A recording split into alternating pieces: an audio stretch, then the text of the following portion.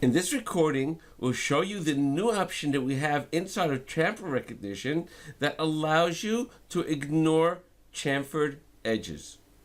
If I were to go into creating a new geometry, you'll note that we have a new field here called Ignore Floor Wall Angle Less Than, and then we have a value over here. If I were to activate this,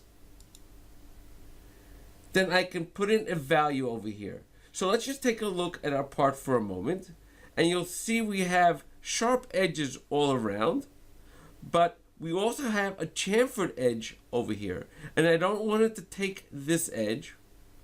And we also have an area where we have a tapered wall over here. So this also has an angle over here.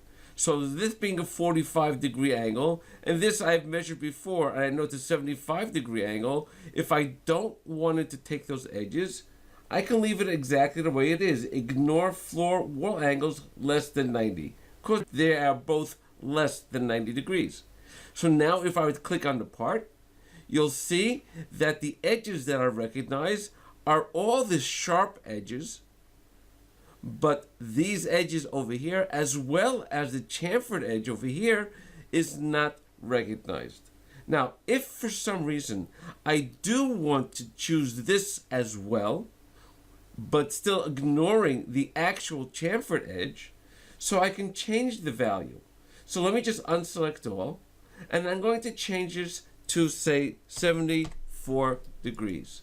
Now if I click on the part, you'll see that it included these edges as well if I wanted to put a small edge breaker on this edge as well.